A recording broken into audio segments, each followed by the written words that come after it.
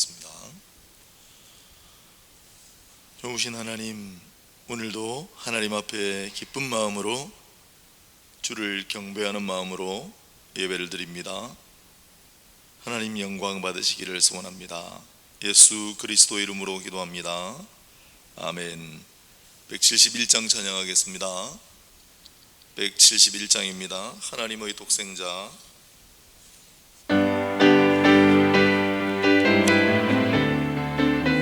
171장입니다. 하나님의 독생자 예수 날 위하여 오시었네. 내 모든 죄 사시려고 십자가 지셨으나 다시 사셨네. 살아계신 주 나의 참된 소망, 두려움이 사라지네. 사랑의 주 내 갈 길 인도하니 내 모든 삶의 기쁨 늘 충만하네. 주 안에서 거듭난 우리 기뻐하며 찬양하리. 가슴 속에 넘치는 확신, 우리의 가는 길에 소망 넘치니 살아계신 주 나의 참된 소망, 두려움이 사라지네. 사랑의 주 내 갈 길 인도하니 내 모든 삶의 기쁨 늘 충만하네. 선한 싸움 다 마친 후에 우리 주님 되오리라. 사망 원세 다 물리치고 주님이 다스리니 영광 넘치네. 살아계신 주 나의 참된 소망, 두려움이 사라지네. 사랑의 주 내 갈 길 인도하니 내 모든 삶의 기쁨 늘 충만하네.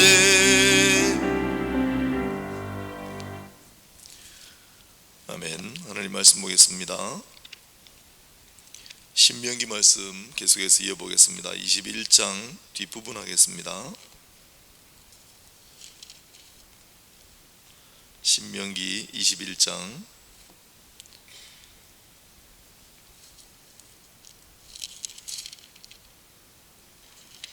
15절로 마지막 절까지 봉독하겠습니다. 295페이지 295면 신명기 21장 15절로 23절까지 말씀, 15절부터 23절까지 봉독하겠습니다. 어떤 사람이 두 아내를 두었는데 하나는 사랑을 받고 하나는 미움을 받다가 그 사랑을 받는 자와 미움을 받는 자가 둘 다 아들을 낳았다 하자 그 미움을 받는 자의 아들이 장자이면 자기의 소유를 그의 아들들에게 기업으로 나누는 날에 그 사랑을 받는 자의 아들을 장자로 삼아 참장자 곧 미움을 받는 자의 아들보다 앞세우지 말고 반드시 그 미움을 받는 자의 아들을 장자로 인정하여 자기의 소유에서 그에게는 두 몫을 줄 것이니 그는 자기의 기력의 시작이라. 장자의 권리가 그에게 있음이니라. 사람에게 완악하고 패역한 아들이 있어 그의 아버지의 말이나 그 어머니의 말을 순종하지 아니하고 부모가 징계하여도 순종하지 아니하거든 그의 부모가 그를 끌고 성문에 이르러 그 성읍 장로들에게 나아가서 그 성읍 장로들에게 말하기를 우리의 이 자식은 완악하고 패역하여 우리 말을 듣지 아니하고 방탕하며 술에 잠긴 자라 하면 그 성읍의 모든 사람들이 그를 돌로 쳐 죽일지니 이같이 내가 너희 중에서 악을 제하라. 그리하면 온 이스라엘이 듣고 두려워하리라. 사람이 만일 죽을 죄를 범함으로 네가 그를 죽여 나무 위에 달거든 그 시체를 나무 위에 밤새도록 두지 말고 그 날에 장사하여 내 하나님 여호와께서 내게 기업으로 주시는 땅을 더럽히지 말라. 나무에 달린 자는 하나님께 저주를 받았음이니라.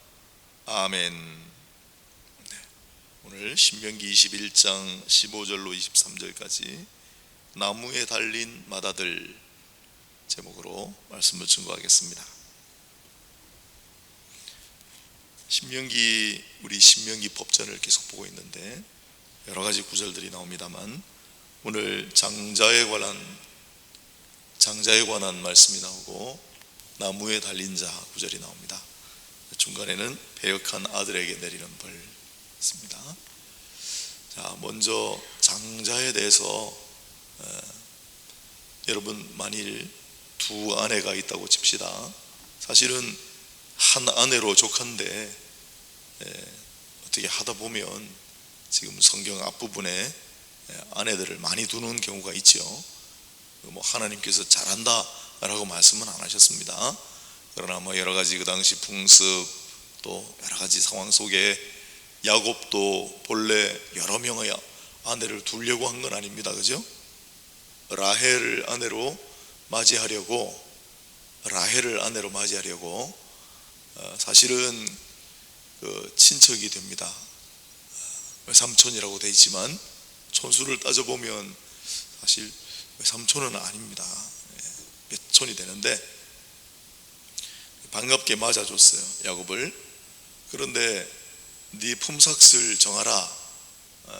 거저 일을 시킨 악독 기업주는 아니었습니다. 그런데 품삯을 정하라. 어떻게 품삯을 주면 좋겠나 물어보니까 야곱이 그냥 라헬만 아내로 주시면 아무것도 필요 없습니다 그랬단 말이에요. 그래서 라헬을 너무나 사랑하기 때문에 7년을 한 세월같이 그냥 금방 지냈다. 라헬을 아내로 맡고 싶어 했습니다. 그런데 어떻게 하다 보니까 레아를 아내로 맞이하게 되고 그러다 보니까 또 나중에 라헬을 맞이하고 무담 여러 가지 오늘 본문하고 관련이 있지만 자식 낳는 것 때문에 또 각각의 몸종이었던 빌하와 실바를 또 맞이하게 되고 뭐 그렇게 된 거죠. 그래서 모든 걸 합력하여 선을 이루시는 하나님의 역사로 그 네 분의 여자분으로부터 12아들 12지파가 탄생하는, 그래서 하나님은 모든 걸 당신들은 내 생명을 해하려고 하였지만 하나님께서는 그것을 통하여 많은 백성의 생명을 구원하게 하려 하셨다. 요셉의 해석처럼 하나님께서 그렇게 선으로 바꾸셨습니다. 아무튼 그래서 원래 한 아내가 좋은데 그러나 뭐 어떻게 상황 따라 만약에 두 아내가 있는데 한 아내는 사랑하고 한 아내는 미워하게, 왜 그런지 모르겠어요. 뭐 아무튼 사랑하는 아내가 있고 미움을 받는 게 사랑하고 미워한다기보다는 이렇게 보셔야 될 겁니다. 사랑하고 더 사랑하고 덜 사랑하는 아내. 그러면 각각 아들을 낳습니다. 각각 아들을 낳는데 조금 더 먼저 난 게 하필이면 미움받는 여인의 아들이 먼저 나고 사랑받는 여인의 아들이 그 뒤에 났습니다. 누가 장자입니까? 당연히 순서상 미움받는 아내의 아들이 장자 아닙니까? 그런데 사람이 인지상정인지라 팔이 안으로 굽는다고 사랑받는 아내의 아들을 장자로 세우고 싶잖아요. 그렇게 하면 안 된다는 거예요. 비록 그 어머니 때는 네가 이 여인을 더 사랑하고 이 여인을 덜 사랑하지만 그 어머니 때의 그 감정, 어머니 때의 그 문제를 가지고 자녀들까지 그렇게 하지는 말라는 거예요. 그래서 막 특별한 결격 사유가 없으면 미움받는 자의, 미움받는 아내의 아들을 장자로 세우라. 이게 이제 앞부분 내용입니다. 그래서 하나님께서는 항상 약자, 소외당하는 자를 눈여겨보시고 그들의 억울함을 항상 신원하십니다. 신원한다라는 말은 뭐 갚아준다, 억울한 원한을 뭐 그런 뜻으로 우리가 이제 한자로 보지만 그냥 원래 단어는 간단합니다. 계속 두루 찾으시는 거예요. 어제 수요일날 찾다 했지만은 그 구석구석 억울한 면까지 일일이 다 돌아보셔서 억울한 면이 없도록 마치 조사관이 조사하는 것처럼 암행어사가 출두해가지고 그 전에 암행어사 출두하기 전에 구석구석을 다니면서 부정하고 비리가 없는가, 억울한 사람이 없는가를 구석구석 살피는 것처럼 하나님은 다 살피시고 찾으신다. 그게 신원하다거든요. 그래서 이렇게 어머니가 미움받는, 어머니가 덜 사랑받는다고 해서 그의 아들이 장자인데 장자권을 뺏기는 일은 없도록 하라. 그러면 왜 이렇게 장자권의 목을 맺는가? 장자권은 굉장히 중요한 직분이었습니다. 그래서 창세기 마지막에도 보면 장자는 내 기력의 시작이다 그랬죠. 내 기력의 시작이다. 그리고 원래 처음 난 것은 초태생인데 하나님께 다 돌렸습니다만 구별하여 하나님께 속한 자로, 구별하여 하나님께 속한 자로, 그렇게 하나님께 속한 자로 인정받는 게 장자고, 그 다음 축복권이 있었습니다. 그렇죠? 그래서 다 축복했죠. 아브라함도 축복했고 이삭도 축복했고 야곱도 다 축복하고 축복권이 있었고, 한 가장의, 한 가문의 가부장의 권리가 있었습니다. 강한 권리인데 때로는 생사여탈권, 가족의 생사여탈권까지 쥐고 있는 게 장자예요. 그리고 실제로 상속받을 때도 다른 형제들보다 두 몫을 받았습니다. 그러니 다 장자가 되고 싶어 하죠.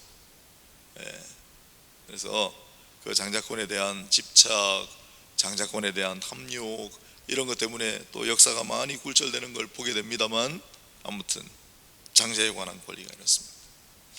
그 다음에 18절하고 21절을 보면 아들이 부모님의 말에 순종하지 아니하고 부모가 징계하여도 순종하지 아니하거든 성문에 끌고 가서 고하고, 이때는 부모님이 증인이니까 성문에 데리고 가서 고하고,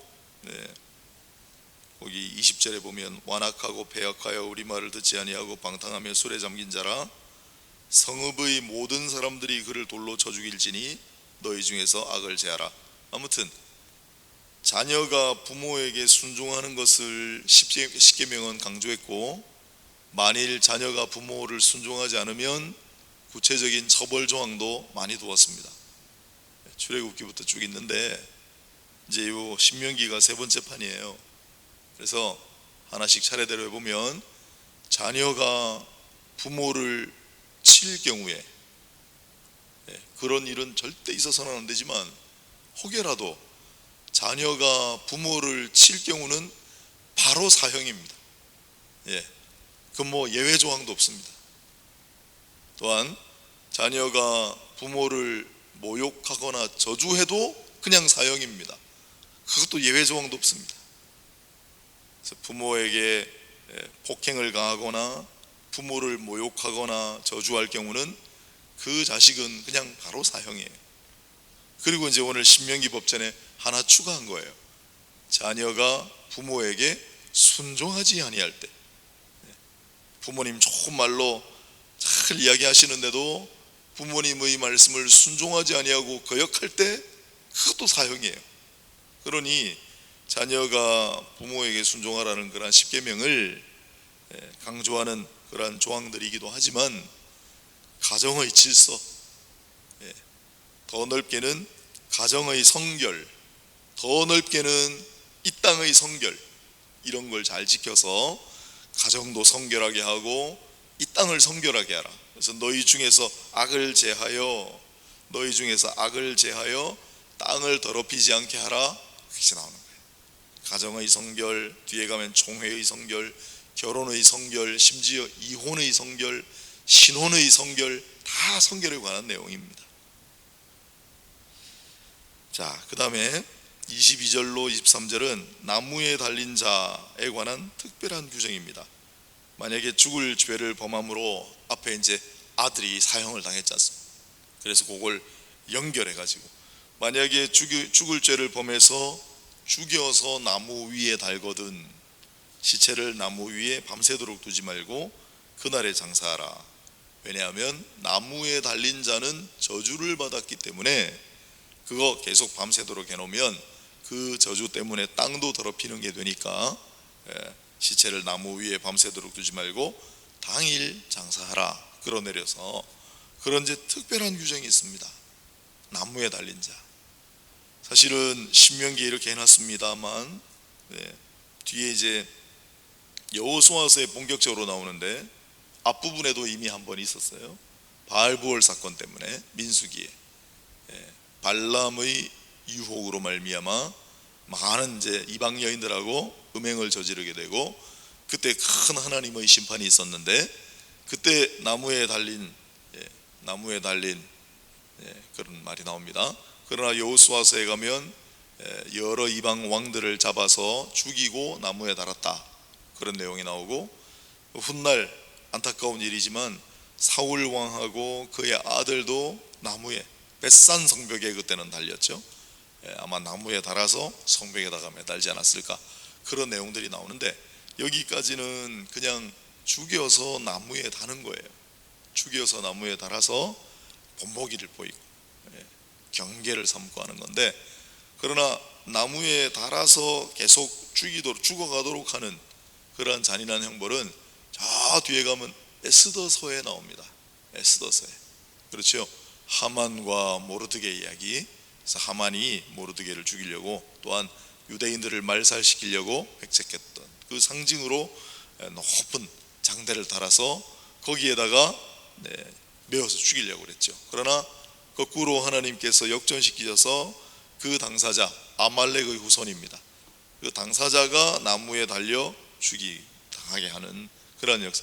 그 이제 페르시아 시대인데 페르시아 시대에 가면 이 십자가라기보다 나무에 달아서 죽이는 형벌이 하나의 형벌로 정착된다는 것을 살짝 알게 돼요. 그 전에는 신명기 보면 죽여서 나무에 달았잖아요. 근데 뒤에 페르시아에 가면 나무 위에 달아서 죽어가도록 하는 십자가, 우리 지금 알고 있는 십자가형 비슷한 게 이제 그때 등장한다는 걸 알게 됩니다. 아무튼 나무에 달린 자. 자, 그래서 오늘 15절부터 23절까지 쭉 봤습니다. 어제 본문은 포로된 여인을 아내로 삼는 법하고 그 다음에 비살된 시체가 들에 엎드러진 것을 발견할 때 이 부분은 무슨 공통점이 있느냐, 약간 전쟁과 관련이 있고 그리고 전쟁과 관련해서 포로를 얻고 그래서 그 땅을 성결하게 하고 그 땅을 더럽히지 않게 하고 전부 지금 그런 이제 관련된 주제로 다루고 있습니다. 근데 오늘 15절부터 23절까지는 이 공통된 주제가 없어 보여요. 물론 땅을 더럽히지 말라 성결과 관련된 폭넓은 주제입니다만, 그런데 15절부터 23절까지를 가만히 생각해 보니까 하나의 주제를 가지고 이걸 전부 연결할 수 있을 것 같아요. 그게 바로 우리 예수님 관련된 사항을 가만히 생각하면 이게 전부 다 연결이 됩니다. 참 놀랍죠. 장자, 예수님은 이 땅에 맏아들로 오셨다.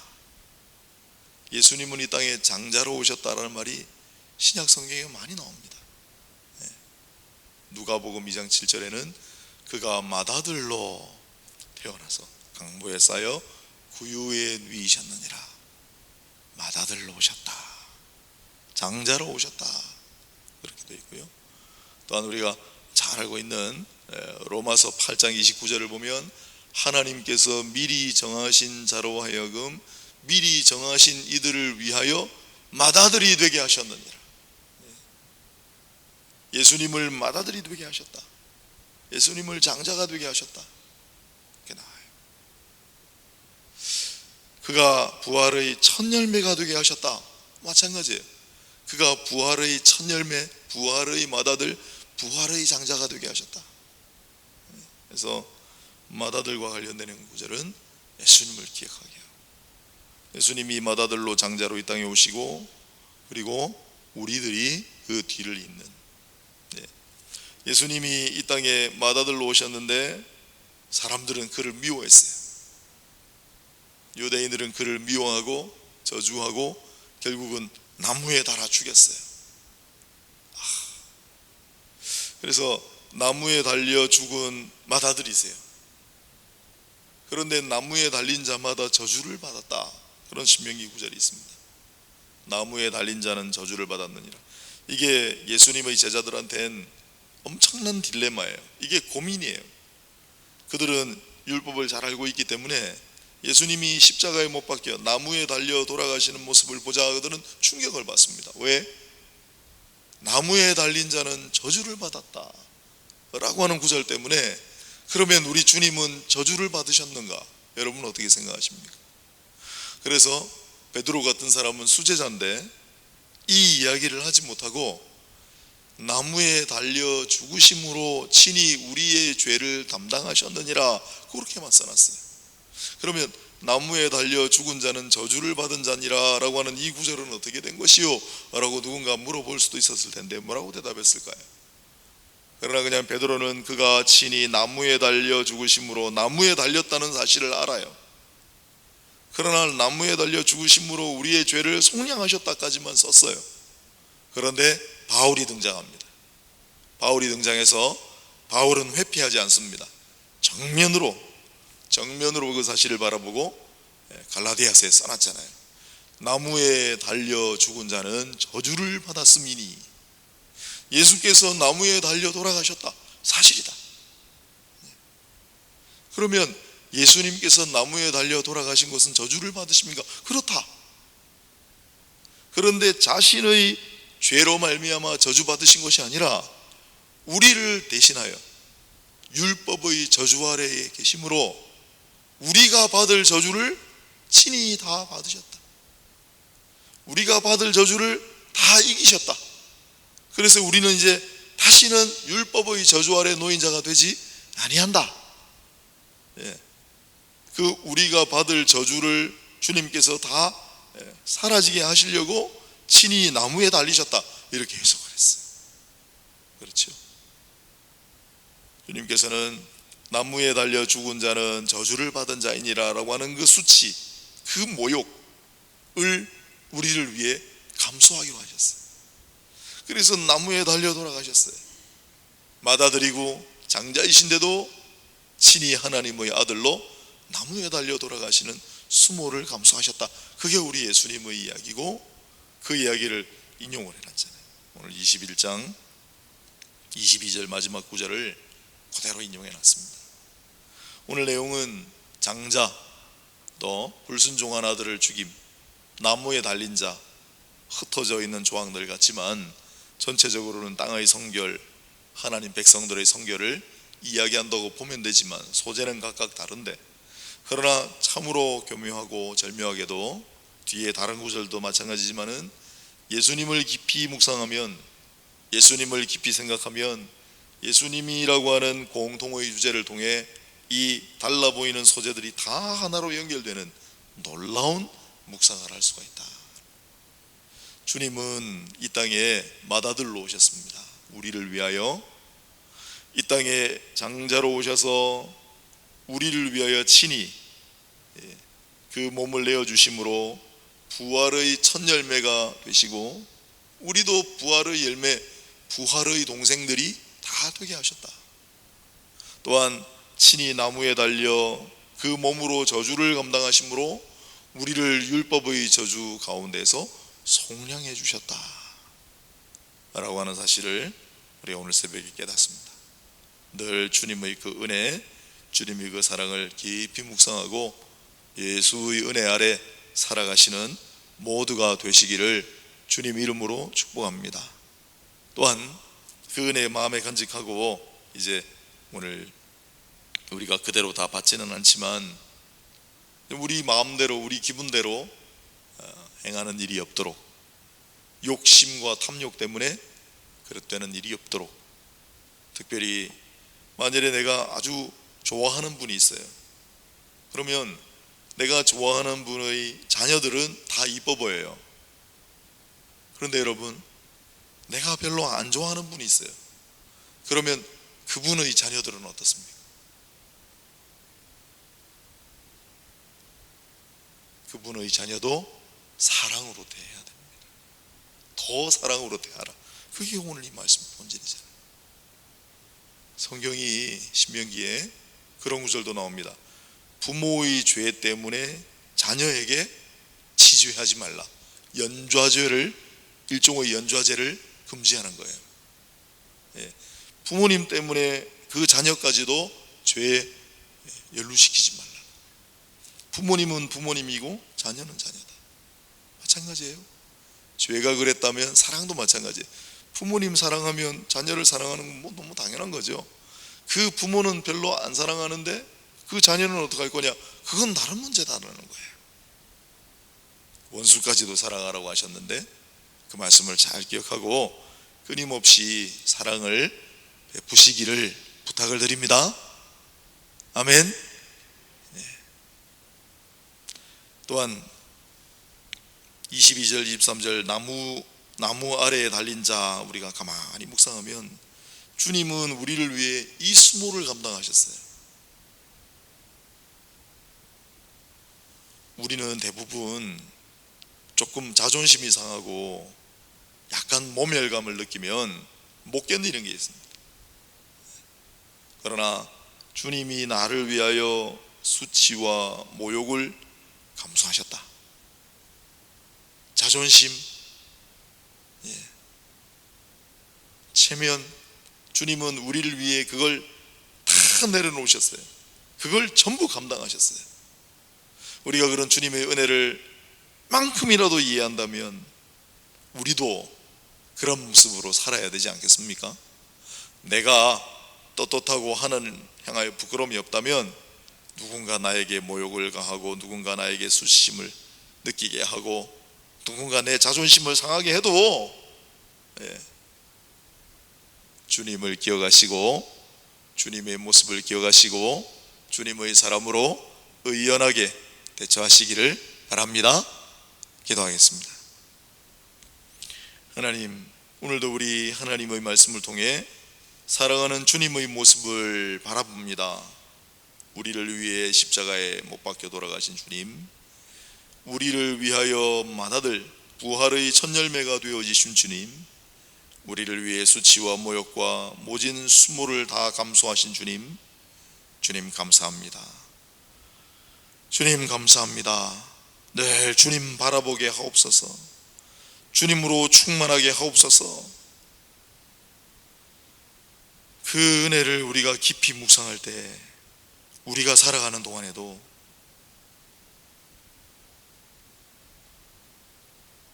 부모님에게 효를 다하고 순종하는 자녀들이 되게 하시고 수치와 모욕을 기꺼이 감수할 수 있는 그러한 의연한 삶이 되게 하여 주시고 기꺼이 누군가를 위하여 첫 열매가 될 수 있는 그러한 귀한 삶을 살아가게 하옵소서. 예수님 이름으로 기도드립니다.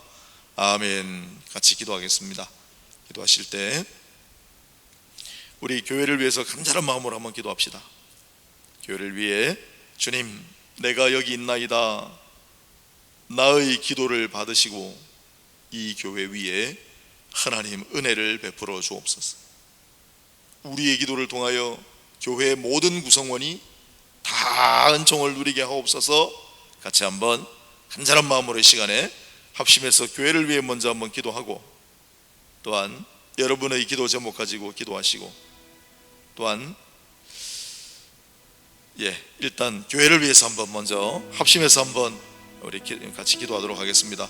교회에 여러 가지 일들이 많이 있습니다. 합심해서 한번 우리 기도합니다. 하나님 아버지, 이 시간 아버지 앞에 교회를 위해서 기도합니다. 여러 가지 교회 일들이 많이 있습니다. 하나님, 교회의 재건축, 우리 교회의 성전을 만드는 문제를 가지고 아버지 하나님 앞에 날마다 기도하고 나아갑니다. 하나님 아버지, 우리의 기도를 받으시고, 하나님 교회 이제 우리 건축 허가를 받게 하시니 감사하고, 하나님 아버지 이후로도 하나님 우리의 기도를 받으셔서 이 교회 위에 하나님 은혜를 더해주시기 바랍니다.